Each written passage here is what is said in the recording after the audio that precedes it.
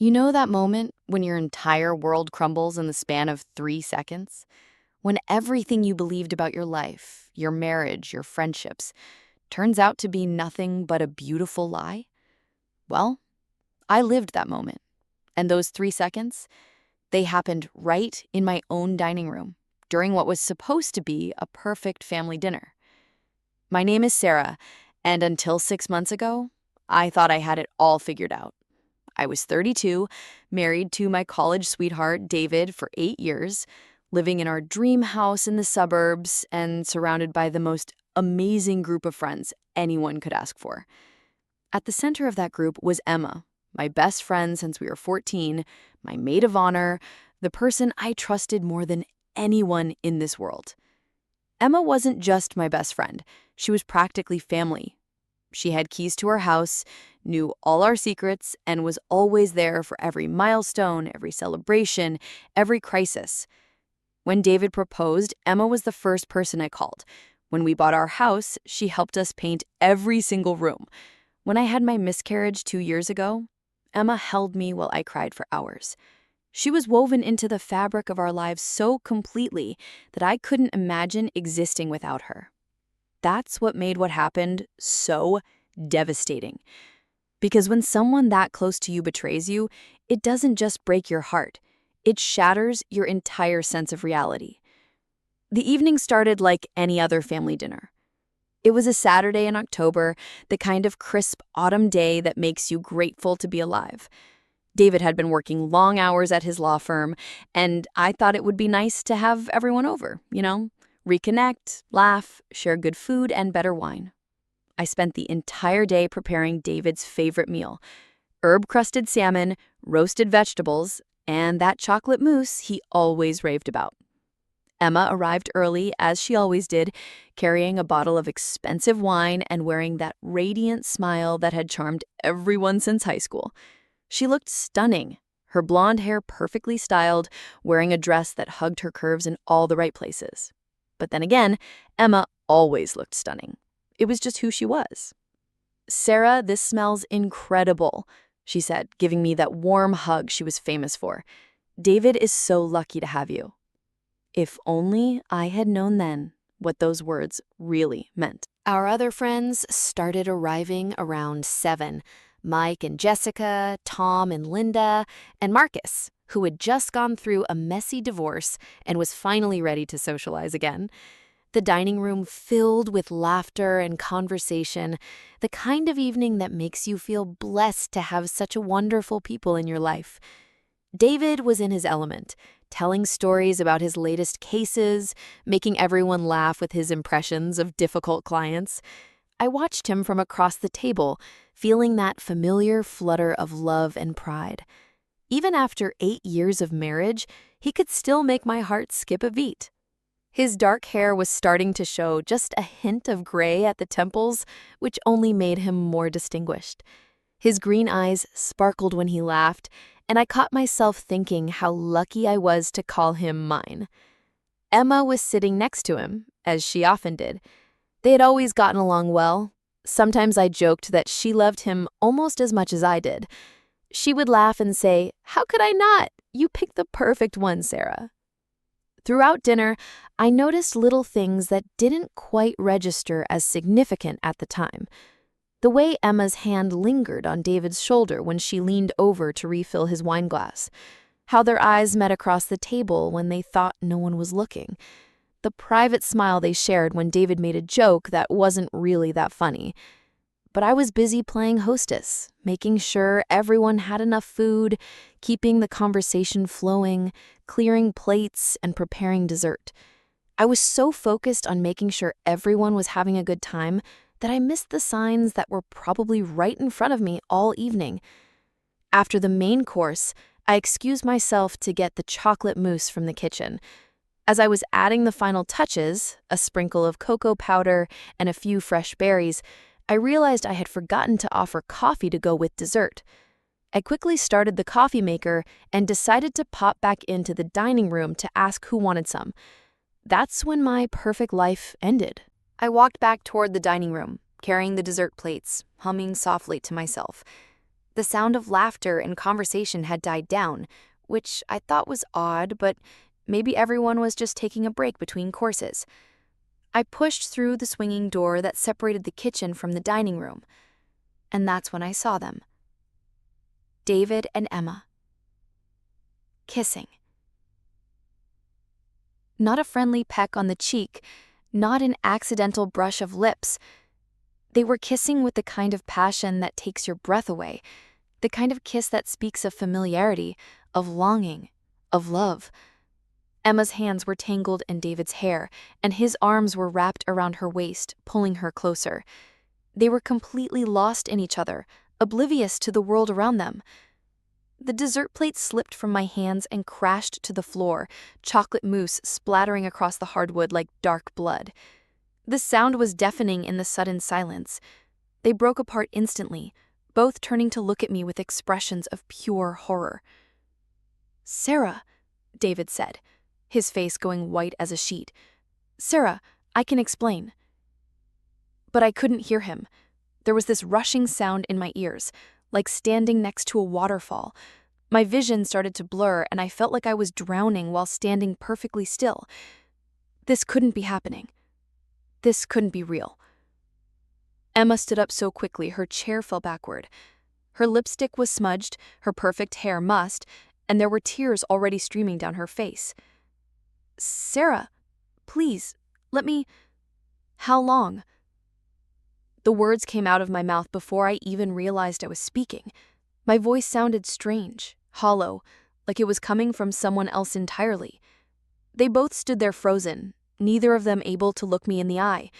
In the background, I could hear our other friends talking and laughing in the living room, completely unaware that my world was imploding just 20 feet away. "How long?" I repeated, louder this time.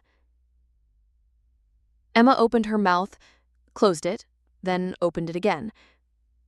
"Sarah,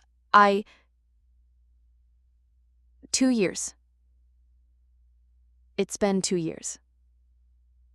2 years. 2 years of lies, of pretending, of Emma comforting me through my darkest moments while she was sleeping with my husband. 2 years of family dinners, birthday parties, holidays, vacations, all of it built on deception. I thought about every hug Emma had given me, every time she'd told me how lucky I was, every moment she'd spent in my house, eating my food, drinking my wine, laughing at my jokes, all while carrying on an affair with my husband. 2 years, I repeated, the words tasting like poison in my mouth. 2 years of you sitting at my dinner table, sleeping in my guest room, being my maid of honor, holding me when I cried about the baby? My voice cracked on the last word. Emma's face crumpled. "Sarah, please, it's not what you think. It just happened. We never meant for it to." "Don't you dare," I said, my voice getting stronger now, fueled by a rage I didn't even know I possessed. "Don't you dare tell me it just happened for 2 years. Don't you dare stand in my house and lie to me anymore." David took a step toward me, his hands outstretched like he was approaching a wild animal. "Sarah, please, let's talk about this. Let's go somewhere private." And private? I laughed, but it came out harsh and bitter. "You want privacy now, after you've been having your private moments in my house, in my marriage, in my life for 2 years?" That's when I heard it. Emma's voice, small and broken. "I'm sorry, but I love him." Those words hit me like a physical blow. Not, "I'm sorry it happened," not, "I'm sorry we hurt you," but, "I'm sorry, but I love him." As if her love for my husband somehow justified destroying my life, as if her feelings mattered more than my marriage, my trust, my heart. "You love him," I repeated slowly. "You love him?" Emma nodded, tears streaming down her face. "I tried to stop it, Sarah. I tried to stay away, but I couldn't. I love him so much, and he loves me too.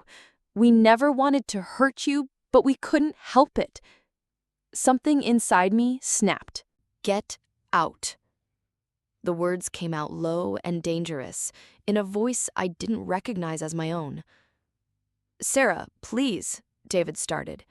Get out, I screamed, and suddenly our friends' voices in the living room went silent. Both of you, get out of my house right now. Emma was sobbing now, mascara running down her cheeks in black streaks. Sarah, please, you have to understand. Understand that my best friend and my husband have been screwing behind my back for 2 years? Understand that every time you comforted me, every time you told me how lucky I was, every time you slept in my guest bed, you were laughing at me? Is that what I need to understand? We weren't laughing at you, David said desperately. We never wanted this to happen, it just... If you say, it just happened one more time, I swear to God I will lose what's left of my mind, I snarled. Affairs don't just happen, David.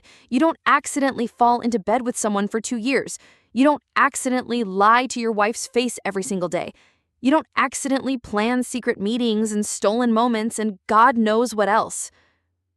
That's when Mike appeared in the doorway, drawn by the shouting. His face went from confusion to understanding in about 2 seconds as he took in the scene. The broken plates, the chocolate mousse on the floor, Emma's smeared makeup, David's guilty expression, and me standing there shaking with rage. Oh shit, he said quietly.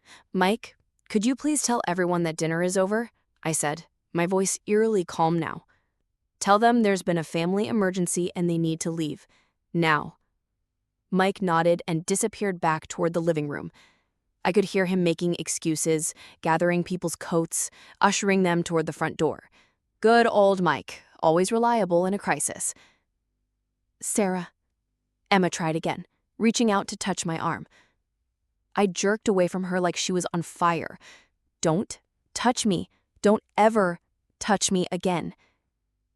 We can work this out, David said. Sarah, I love you. This thing with Emma, it doesn't mean what? I interrupted. It doesn't mean you've been cheating on me.